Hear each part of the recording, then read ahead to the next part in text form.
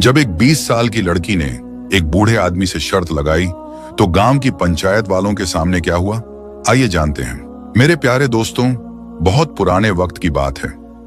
हिंदुस्तान के संसारपुर गांव में इलियास नाम का एक लकड़हारा रहता था। वो बहुत ही गरीब था। उसके घर में सामान के नाम पर उसके पास एक कुल्हाड़ी और जानवरों के नाम पर एक कमजोर सा ऊंट और एक खच्चर था। किसी तरह वो अपनी इकलौती बेटी के साथ अपना बुढ़ापा गुजार रहा था। एक दिन लकड़हारे ने अपने कमजोर से ऊंट पर लकड़ी का गट्ठड़ लादा और अपनी बेटी से बोला, बेटी मैं शहर जा रहा हूं, शाम तक आ जाऊंगा। अगर मेरी सारी लकड़ियां बिक गई तो तुम्हारे लिए कोई अच्छा सा सामान खरीद लाऊंगा। बेटी बोली, आपकी मुराद पूरी हो बाबा, पर जरा होशियार रहना, क्योंकि बाजार में बहुत सारे लुटेरे लोग होते हैं। वहां कुछ लोग लूट कर पैसा बनाते हैं और कुछ लुट जाते हैं। लकड़ी बेचकर जल्दी से घर वापस आ जाना, मैं खाना बनाकर आपका इंतजार करूंगी। इलियास ने कहा, ठीक है बेटी, मैं तुम्हारी बात याद रखूंगा। लकड़हारा ऊंट पर लकड़ियों का गट्ठर लादकर बाजार की तरफ रवाना हो गया। कुछ देर बाद शहर में पहुंचकर एक तरफ खड़ा हो गया और आवाज लगाने लगा, लकड़ियां ले लो, सूखी लकड़ियां ले लो। काफी देर के बाद एक सेठ की नजर उस लकड़हारे के ऊपर पड़ी। सेठ बहुत कंजूस था। सोचने लगा, इस फटीचर बूढ़े को तो आसानी से ठगा जा सकता है। वैसे भी वो शक्ल से ही पैदाइशी बेवकूफ लगता है। ये सोचकर वो लालची सेठ लकड़हारे के पास पहुंचकर बोला, ए लकड़ी वाले, क्या ये लकड़ियां बेचोगे? इलियास ने कहा, बिल्कुल बेचनी है साहब, लेकिन आप कीमत क्या देंगे? सेठ ने कहा, तुम ही बताओ क्या कीमत लोगे? इलियास ने शर्माते हुए कहा, 2 रुपए दे देना। सेठ ने कहा, यह सौदा तो महंगा है, खैर क्या तुम 2 रुपए दे देना। लकड़ियां जैसे हैं वैसे ही बेचोगे, यानी उसी तरह बेचोगे, कोई परेशानी तो नहीं होगी? इलियास लकड़हारा बोला, बेच दूंगा साहब, भला इसमें मुझे क्या परेशानी हो सकती है? तो फिर ठीक है, ये लो 2 रुपए और अपने इस मरियल ऊंट को लेकर मेरे पीछे पीछे आ जाओ। ठीक है साहब जी। 2 रुपए लेने के बाद लकड़हारा इलियास अपने ऊंट को लेकर सेठ के पीछे चल पड़ा। आज तो कमाई अच्छी हुई है, सोचते हुए लकड़हारा सेठ के पीछे खुश होता हुआ चला जा रहा था। कुछ देर बाद सेठ लकड़हारे को लेकर अपने घर पहुंच गया और बोला, लकड़ियां यहीं छोड़ दो और तुम जाओ। जैसा साहब का हुक्म कहकर लकड़हारा जैसे ही ऊंट से लकड़ियां उतारने लगा, सेठ गुर्राते हुए बोला, ओ बेवकूफ लकड़हारे, रुक जाओ, ये तुम क्या कर रहे हो? साहब मैं तो ऊंट से लकड़ियां उतार रहा हूं ताकि मैं ऊंट को ले जा सकूं। सेठ बोला, अरे बड़ा बदमाश है, क्या तुझे अपनी जुबान याद नहीं जो तूने लकड़ियां बेचते वक्त मुझसे की थी? लकड़हारा घबराकर बोला, कैसी शर्त हुजूर? मैं कुछ समझा नहीं। साहब मैंने आपको 2 रुपए के बदले सारी लकड़ियां दे दी हैं। अब लकड़ियां उतारकर मैं अपना ऊंट लेकर जा रहा हूं। सेठ हंसते हुए बोला, सारी लकड़ियां ही नहीं बल्कि 2 रुपए के बदले तूने मुझे अपना ऊंट भी बेचा है। क्या तूने इस बात को नहीं कहा था और लकड़ियां बेचना कबूल नहीं किया था कि लकड़ियां जिस हालात में हैं उसी हालात में बेचेगा? सेठ की बात सुनकर इलियास के होश उड़ गए। साहब आप ये कैसी बात कर रहे हैं? सेठ मुस्कुराते हुए बोला, शर्त के मुताबिक अब ये ऊंट मेरा है। तुझे अपने माल की कीमत मिल चुकी है, इसलिए तू यहां से निकल जा, नहीं तो मैं धक्के मारकर निकालूंगा। इलियास रोते हुए कहने लगा, नहीं नहीं साहब, ऐसा मत कहो, मैं गरीब आदमी हूं, मेरे घर में मेरी जवान बेटी है, मुझे उसके हाथ पीले करने हैं, मैं बर्बाद हो जाऊंगा। लकड़हारा बहुत गिड़गिड़ाया, लेकिन सेठ कहां मानने वाला था। उसकी एक न सुनी, बल्कि उसने आसपास के लोगों को भी इकट्ठा कर लिया और सबसे कहने लगा, देख लो भाइयों, इस लकड़हारे की चालाकी, पहले सौदा किया अब मुकर रहा है और सीना जोरी भी कर रहा है। क्या ये तरस खाने लायक है? नहीं नहीं, बिल्कुल नहीं। फिर इसकी गुस्ताखी की वजह से इसके साथ क्या बर्ताव करना चाहिए? एक आदमी ने कहा, सेठ जी मेरी मानो तो इसे सरपंच के पास ले चलो। लोगों ने कहा, हाँ हाँ यही ठीक रहेगा। लोगों के कहने पर सेठ आदमी लकड़हारे को सरपंच जी के पास ले गया, जो कि उस सेठ का गहरा दोस्त था, और उसने सरपंच को सारा किस्सा सुनाया। सारी बात सुनकर सरपंच ने अपने दोस्त के हक में ही फैसला सुना दिया।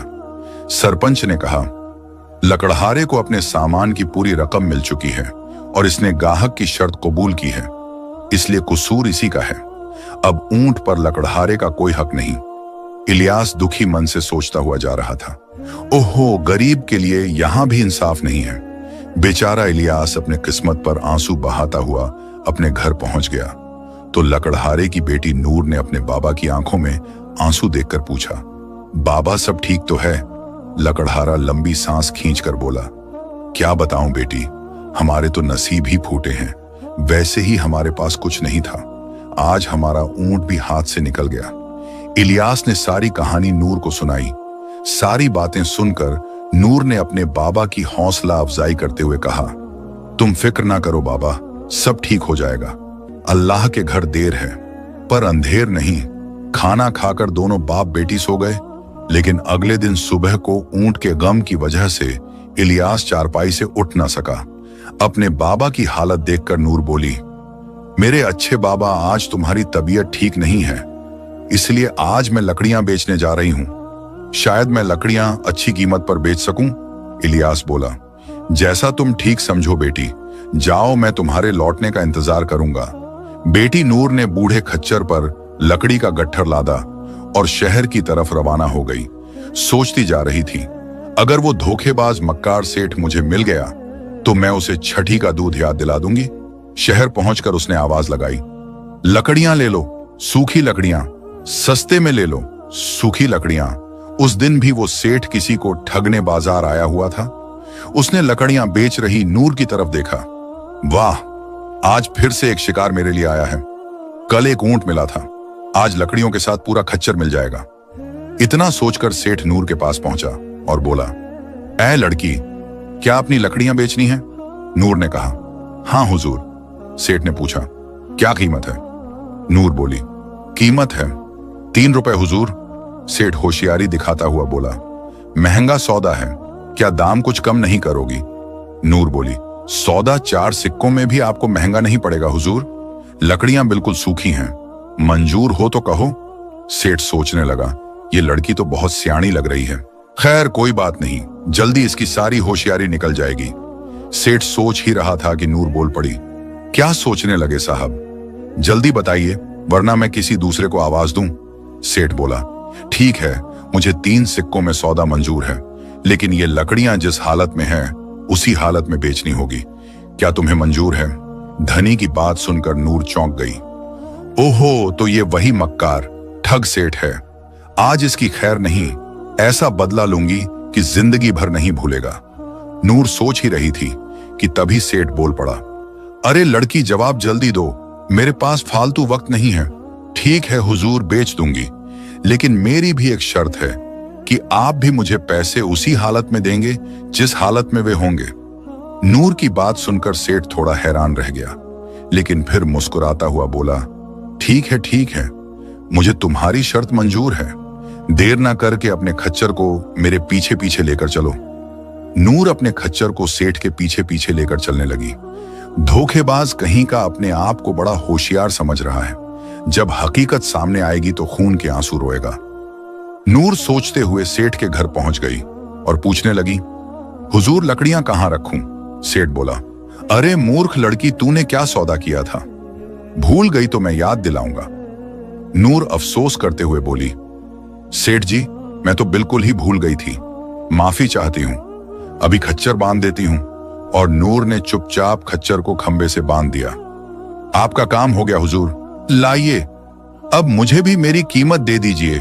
जरूर लो, संभालो अपने सौदे की कीमत। ठहरो साहब, ये आप क्या कर रहे हैं? तो सौदे के हिसाब से आपने लकड़ियां जिस हालत में थीं उसी हालत में खरीदी और लकड़ियों के साथ साथ मेरा खच्चर भी आपको मिल गया। लेकिन आपने मुझसे भी तो यह वादा किया था कि आप पैसे उसी हालात में देंगे जिस हालात में वे होंगे, इसलिए इस वक्त वे आपके एक हाथ के साथ हैं। इसलिए आप सिक्कों के साथ साथ अपना एक हाथ भी मुझे दीजिए, और शर्त और सौदे के मुताबिक आपको ऐसा करना ही पड़ेगा। लाइए, सिक्कों के साथ अपना एक हाथ भी दीजिए। नूर की बात सुनकर सेठ के होश फाख्ता हो गए और सेठ घबराकर बोला, क्या बक रही है लड़की? नूर ने कहा, बक नहीं रही हूं सेठ जी, बल्कि इंसाफ की बात कर रही हूं। आपको सिक्कों के साथ अपना एक हाथ भी देना ही पड़ेगा। अच्छा, तुम्हारी ये मजाल, निकल जाओ मेरे घर से।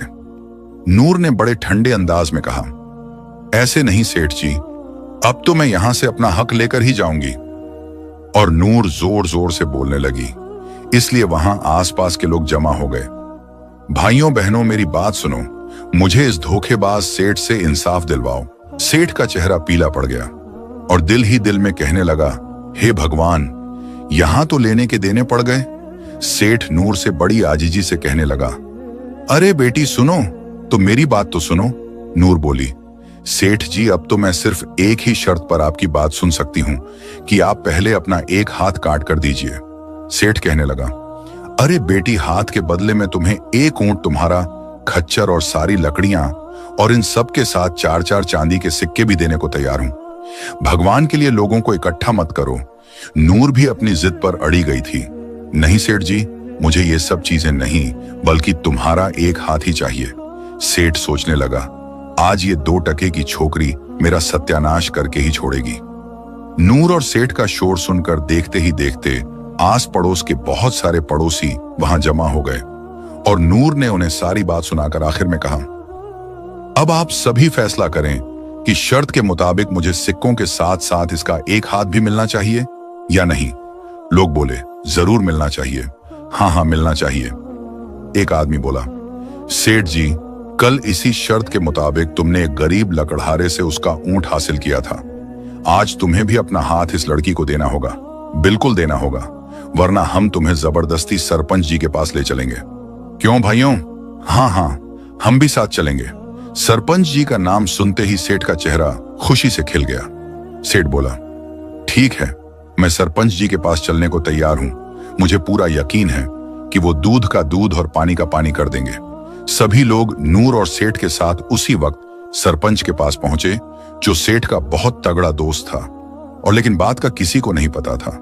लेकिन वो भी सारा किस्सा सुनकर उलझन में पड़ गया और सोचने लगा, अगर मैं अपने दोस्त का पक्ष लूं तो सारे लोग मुझे धोखेबाज समझेंगे। और ये बात काजी तक पहुंच गई। तो मेरी खैर नहीं, सरपंच ये बात सोच ही रहा था कि नूर बोली, मुझ गरीब के साथ न्याय कीजिए सरपंच जी, और मुझे मेरा हक दिलवाए। सरपंच सारी बात सुनकर इस नतीजे पर पहुंचा कि कसूरवार सेठ ही है और तुम्हारी मांग जायज है। लेकिन बेटी, तुम एक इंसान का हाथ लेकर क्या करोगी? अगर मेरी बात मानो तो हाथ के बदले जो कुछ भी ये सेठ दे रहा, उसके अलावा एक घोड़ा और ले लो। नहीं सरपंच जी, मुझे तो शर्त के मुताबिक इसका एक हाथ ही चाहिए। सरपंच ने नूर को बहुत समझाया। उसके बाद नूर बोली, ठीक है हुजूर, जब आप कहते हैं तो मैं 50 घोड़ों के बदले में अपना दावा वापस ले सकती हूँ। सेठ नूर की बात सुनते ही बोल पड़ा, नहीं हुजूर, मैं इसकी ये मांग कबूल नहीं कर सकता, ये कीमत बहुत ज्यादा है। नूर बोली, सरपंच जी, अगर ये कीमत इसके एक हाथ से ज्यादा है तो मुझे एक हाथ ही कबूल है, लेकिन मेहरबानी करके आप देर ना करें और इसका एक हाथ काट कर मुझे दिलवाए। घर में मेरे बाबा मेरा इंतजार कर रहे होंगे। बेचारा सरपंच भी अपने दोस्त के बचाव के लिए कुछ नहीं कर पाया। वो मौका ही ऐसा था कि उसे मजबूरन सेठ से कहना पड़ा, सेठ कसूर तुम्हारा ही है, शर्त के मुताबिक अपना हाथ काट कर दे दो या फिर 50 सोने की अशर्फियां दे दो, यही हमारा फैसला है। सरपंच का फैसला सुनकर सेठ के पैरों नीचे से जमीन खिसक गई, लेकिन मरता क्या ना करता। उसे नूर का मांगा गया सारा धन देना ही पड़ा।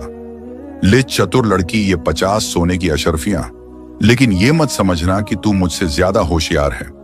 नूर सेठ से कहने लगी, सेठ जी, सच बात तो ये है कि मैं आपसे ज्यादा अक्लमंद हूं, नहीं तो आजमा कर देख लो। नूर की बात सुनकर सेठ के दिमाग में एक विचार आया, चिड़िया खुद ही जाल में फंसने को तैयार है, क्यों ना अब मैं दूसरी चाल चलकर अपनी 50 सोने की अशर्फियां वापस ले लिए जाएं। कुछ देर सोचकर सेठ ने कहा, अरे बेवकूफ लड़की, अगर तुझे अपनी होशियारी पर इतना ही भरोसा है तो लगा ले एक शर्त। हम दोनों सबके सामने एक एक अजीब किस्सा सुनाते हैं, जिसका किस्सा बिल्कुल झूठा माना जाएगा वही जीतेगा। मैं 500 सोने की अशर्फियां दांव पर लगाता हूं, बदले में तुझे 50 अशर्फियां ही देनी होंगी। नूर भी सेठ की बात सुनकर झट से बोल पड़ी, ठीक है सेठ जी, मुझे मंजूर है। सेठ बोला, लेकिन मेरी 2 शर्त तुम्हें और भी याद रखनी है। एक तो ये कि हम दोनों में से कोई भी एक दूसरे को झूठा नहीं कहेगा। दूसरी है कि यहां मौजूद किसी भी आदमी ने यह कह दिया कि यह वाकया सच्चा है तो फौरन वो हार कबूल कर लेगा। अब बोल तैयार है? नूर बोली, तो मैं इन दोनों शर्तों पर भी आपसे अक्लमंदी का मुकाबला करने के लिए तैयार हूं। सेठ और नूर के मुकाबले के बारे में सुनकर सरपंच जी भी दिल ही दिल में अपनी खुशी को छुपाता हुआ तुरंत बोल पड़ा, मैं और गांव वाले तुम दोनों के बीच फैसला करेंगे। अपना किस्सा सुनाओ। सरपंच का इशारा समझते ही सेठ की खुशी का ठिकाना ना रहा और सेठ ने अपनी कहानी सुनानी शुरू कर दी। एक बार मुझे अपने घर में मक्के के 2 दाने पड़े हुए मिले। मैंने उन्हें खिड़की से बाहर फेंक दिया, लेकिन कुछ ही दिनों में उन दोनों दानों से एक बड़ा सा जंगल, 1 हफ्ते में ही मेरे घर के सामने मक्के के पौधे इतने बड़े और ऊंचे दरख्तों के रूप में उग गए कि उसका एक जंगल सा बन गया। उस मक्के के जंगल में अगर कोई ऊंट सवार या कोई मुसाफिर भी जाता तो कई कई दिनों तक भटकता रहता था। वो कैसा घना मक्के का जंगल था, निकलने का रास्ता ही नहीं दिखाई देता था। सेठ का किस्सा जारी था। एक बार ऐसा हुआ कि मेरी 10 बकरी मक्के के जंगल में घुस गई और सारी बकरियां खो गईं। मैंने जंगल में घुसकर उन्हें बहुत ढूंढा, पर बकरियां तो बकरियां, नामो निशान तक ना मिला। जब फसल का काटने का वक्त आया तो मेरे नौकरों ने फसल काट ली, लेकिन फिर भी मेरी खोई हुई बकरियां नहीं मिल सकी। उसके बाद मैंने अपनी बकरियों का ख्याल ही छोड़ दिया। अपने लिए कुछ मक्के का आटा पिसवा कर रख लिया और मैंने बाकी मक्का बाजार में बेच दिया। जितने की बकरियां थीं, मक्के की फसल को बेचकर उससे डबल नफा हो गया। एक दिन मैंने अपनी घरवाली से कहा, भगवान, इतने दिन हो गए मक्के का आटा पिसाए हुए, लेकिन तुमने आज तक मुझे उसकी रोटियां नहीं खिलाई। बीवी बोली, अजी अभी बनाकर लाती हूं। फौरन ही मेरी बीवी मक्के की रोटी और सरसों का साग लेकर आ गई। वाह, मजा ही आ गया। लेकिन अभी मैंने 2 लुकमे ही खाए होंगे कि अचानक मेरे मुंह से बकरी की आवाज आने लगी और मैं पूरी तरह से घबरा गया। इससे पहले कि मैं या मेरी घरवाली कुछ समझ पाते, एक बकरी मेरे मुंह से निकलकर कूद पड़ी। हम हैरान थे, ये क्या हो रहा है। पलक झपकते ही दूसरी, तीसरी और एक करके पूरे 10 बकरियां मेरे मुंह से निकलकर सामने चलने लगी। अरे, ये तो हमारे मक्के के जंगल में खोई हुई 10 बकरियां हैं। बस यही मेरा किस्सा खत्म हुआ। अब आप सब बताएं, मेरा किस्सा कैसा रहा? सरपंच तुरंत बोल पड़ा, मुझे तुम्हारे किस्से पर जरा भी यकीन नहीं हो रहा है। सेठ, तुम्हारी कहानी बिल्कुल झूठी है। वहां मौजूद सभी लोग भी बोल उठे, हाँ, सेठ की कहानी बिल्कुल झूठी है। ऐसा ना कभी हमने देखा और ना ही सुना। ऐसा कभी नहीं हो सकता। सेठ जी, सेठ दिल ही दिल में सोचने लगा, वाह, बन गया काम। लड़की को तो मेरी कहानी सच बतानी ही पड़ेगी, वरना उसे हार कबूल करनी ही होगी। सेठ इतना सोच ही रहा था कि नूर बोल पड़ी, वाह वाह सेठ जी, दरअसल आपका किस्सा मुझे पूरा सच लगता है। आप जैसे सेठ लोगों के साथ तो ऐसे मामले आम बात हैं। सेठ मुस्कुराकर बोला, तो मैं जीत गया। लाओ मेरी 50 सोने की अशर्फियां मुझे दो और यहां से लंबी हो जाओ। नूर ने कहा, ऐसे नहीं सेठ जी, पहले आप सब मेरा किस्सा भी तो सुन लो, फिर फैसला होगा कि कौन जीता और कौन हारा। सरपंच ने हुक्म दिया। ठीक है, तो सुनाओ तुम भी अपना किस्सा। नूर ने अपना किस्सा सुनाना शुरू कर दिया। एक बार मैंने अपने गांव के बीचों बीच गेहूं का एक बीज बोया। अगले दिन उस जगह पर बादलों तक ऊंचा गेहूं का पौधा निकल आया और उसकी छांव पहाड़ों पर भी पड़ने लगी। सब गांव वाले तारीफ करने लगे। जब गेहूं पक गए तो मैंने उन्हें साफ किया और बोरी में भरकर 10 घोड़ों पर लदवा दिया। उसके बाद मैं अपने भाई से कहा, भाई अब तुम इन गेहूं को ले जाओ और शहर जाकर सारा गेहूं बेच कर आओ। मेरा भाई बहुत खुश हुआ और कहने लगा, बहुत अच्छा मेरी प्यारी बहना। उसके बाद मेरा बड़ा भाई अपने घोड़ों को लेकर शहर की तरफ चला गया। मेरा भाई चला तो गया, लेकिन 5 साल तक मुझे उसकी कोई खबर नहीं मिल पाई। उसकी याद में हम सब बड़े गमगीन थे। पता नहीं मेरे भाई के साथ क्या गुजर रही होगी। अब किसको भाई कहां करूंगी। लेकिन सरपंच जी, अभी कुछ ही दिन पहले मुझे उड़ती हुई खबर मिली कि रास्ते में किसी आदमी ने उसे लूट मारकर खत्म कर दिया। नूर की कहानी सुनकर सरपंच समेत वहां के सारे आदमी चौंक पड़े। नूर ने कहा, हाँ हुजूर, बड़ी बदकिस्मत हूं मैंने तो हथियारे को ढूंढ पाने की उम्मीद ही छोड़ दी थी, लेकिन किस्मत ने मेरा साथ दिया और मुझे उस हथियारे के बारे में पता चल ही गया। सरपंच और सारे वहां खड़े लोग तैश में आकर बोल पड़े, कौन है वो खूनी दरिंदा? नूर ने कहा, वो मक्कार और कोई नहीं हुजूर, यही सेठ आदमी है जो सबके सामने खड़ा है। इसने अपने मक्के के जंगल में ही मेरे भाई को हलाक कर दिया था। तभी सरपंच और बाकी खड़े लोग चिल्ला उठे, नहीं नहीं, हम तुम्हारी बात को किसी तरह सच नहीं मान सकते। सरपंच घबराकर बोला, हाँ हाँ, इस लड़की की कहानी बिल्कुल झूठी है, ऐसा कभी सच नहीं हो सकता। नूर ने कहा, सरपंच साहब, अगर मेरी बात झूठ है तो सेठ जी से ही पूछ लीजिए। नूर की बात सुनकर बेचारे सेठ की आंखों के सामने अंधेरा छा गया। ओहो, मैं तो बहुत बुरा फंसा अपने ही जाल में। अगर मैं इसकी बात को झूठ कहूं तो मुझे इस लड़की को 500 अशर्फियां देनी होंगी, और अगर सच कहूं तो उससे भी बुरा होगा। ये लड़की अपने मरे हुए भाई का हर्जाना मांगेगी, साथ ही साथ गेहूं से लदे 10 घोड़े भी मुझे ही देने पड़ेंगे, और हो सकता है मुझे फांसी पर भी लटका दिया जाए। सेठ अपने आप को कोसता हुआ सोच ही रहा था कि नूर बोल पड़ी, क्या सोच रहे हो सेठ जी, जल्दी कहिए, मैं झूठ बोल रही हूं या फिर सच। नूर की कहानी जल्दी ही सरपंच की समझ में भी आ गई। सरपंच सोचने लगा, इस लड़की ने तो बड़ी होशियारी से मेरे दोस्त को फंसा दिया, इसे झुठला भी नहीं सकते क्योंकि यहां बहुत सारे लोग मौजूद हैं। मैं चाहकर भी बाहर अपने दोस्त की कोई मदद नहीं कर सकता। सरपंच सोच रहा था कि सेठ ने उम्मीद भरी नजरों से अपने दोस्त सरपंच की तरफ देखा तो सरपंच को बोलना ही पड़ा, मेरी तरफ मत देखो सेठ जी, जल्दी से जवाब दीजिए, लड़की सच बोल रही या झूठ। बेचारे सेठ के सब्र का पैमाना टूट गया और वो फूट फूट कर रोते हुए चीखने लगा और कहने लगा, रब करे तेरी जुबान कटकर गिर जाए, झूठी लड़की, तू बिल्कुल झूठ बोलती है, बड़ी झूठी। ये सुनते ही नूर मुस्कुराकर बोली, इसका मतलब मैं चतुराई के मुकाबले में आपसे जीत गई, लाओ मेरी 500 अशर्फियां दीजिए मुझे। सेठ ने चुपचाप 500 सोने की अशर्फियां नूर को दे दी और अशर्फियों से भरी थैली उसकी तरफ बढ़ा दी, और सेठ ने नूर से कहा, ये लो 500 सोने की अशर्फियों की थैली और फौरन यहां से चली जा, वरना मैं इसी वक्त तेरी गर्दन दबा दूंगा, चाहे बाद में मेरे साथ जो कुछ भी हो। नूर ने मुस्कुराते हुए कहा, मैं तो जा रही हूं सेठ जी, लेकिन मेरी 2 बातें अपनी जिंदगी में हमेशा याद रखना। पहली ये कि किसी भी कमजोर और गरीब पर जुल्म मत करना, और दूसरी ये कि किसी को भी कम उम्र समझकर उससे अक्लमंदी के मामले में शर्त मत लगाना, वरना वो तुम्हारी जिंदगी की सबसे बड़ी गलती हो सकती है। बेचारा सेठ अपने के पर पछताने के अलावा उसके पास दूसरा कोई रास्ता नहीं बचा, और नूर सेठ से अपनी जीती हुई सोने की अशर्फियां लेकर अपने घर आ रही थी। उसका बाप दरवाजे के बाहर टकटकी लगाए अपनी बेटी का इंतजार कर रहा था। अपनी बेटी को देखकर इलियास की खुशी का ठिकाना नहीं रहा, लेकिन अपनी बेटी को बिना गधे के वापस लौटते देखकर उसे बड़ा झटका लगा।